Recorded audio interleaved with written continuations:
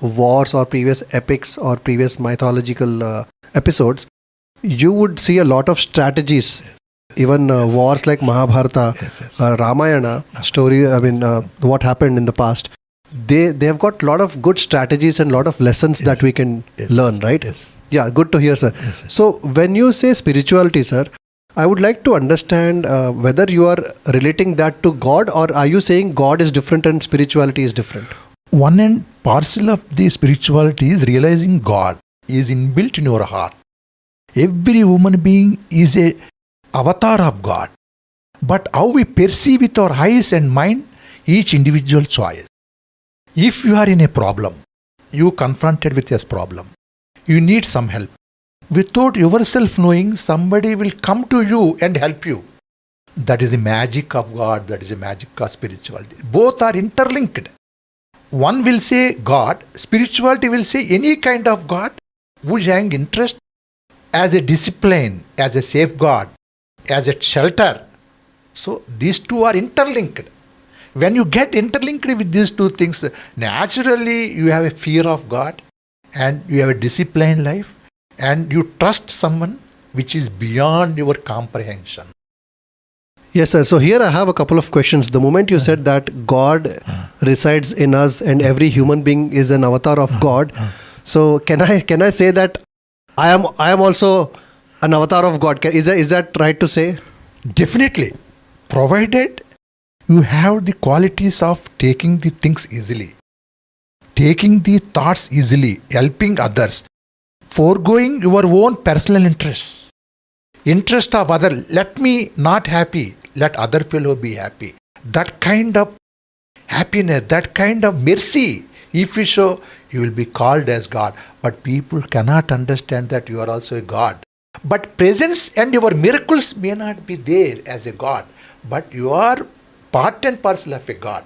How you realize? If you see Jesus Christ speeches, if you see different people, they will say, all are children of God. So your avatar means you don't have the qualities of God in full and breadth. You have a qualities of showing mercy on others. That's how I feel. You have to inculcate that feeling. It won't come in all of a sudden. Exactly. So this was the kind of clarity I needed, because when you said every human being is an avatar of God, it may go as a message that, okay, everyone here is a God. So yeah, so now that we know that there are some qualities that we need to have in order to believe that. Okay. Exactly. And you also said something about making others happy and taking interest in others' lives and trying to improve or help the mankind or society. So these thoughts are actually may not be in line with some of the modern thoughts with the modern new generation kids. For example, today we speak, when I say we, it's the new generation kids, Gen Z or Gen Alpha. They are more focusing on their self-happiness.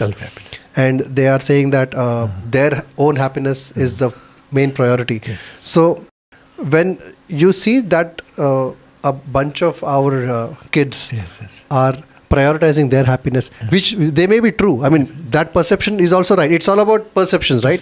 So how do you want to give a message, or what message would you want to give to those people who think that self-happiness is the priority and other best in life? He'll never think of a headache. He'll never think of a doctor. He'll never think of a God. He's not wrong. He's right.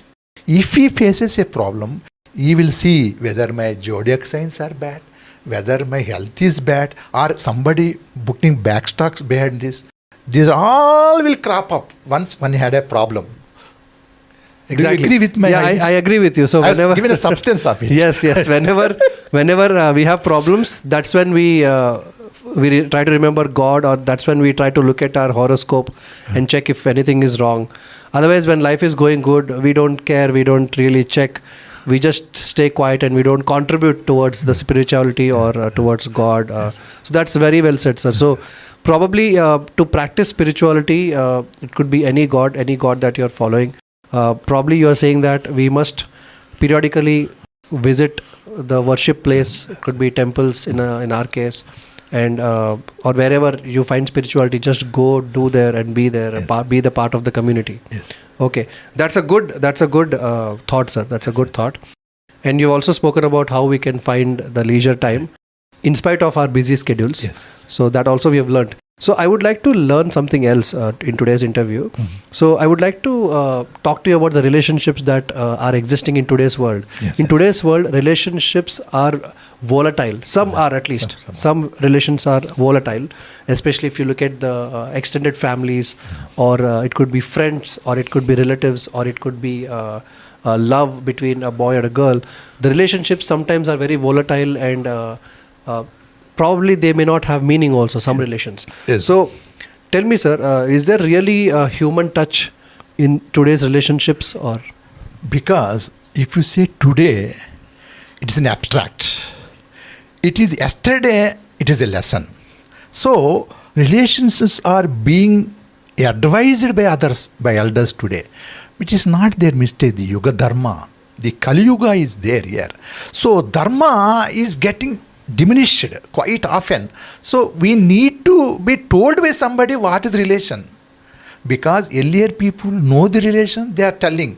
But we forgot the relationship because human touch has become so zero. Rather than showing our touch of hand to the doctor, that sparsa, that nadi, if is having for each individual, that itself is a big human touch.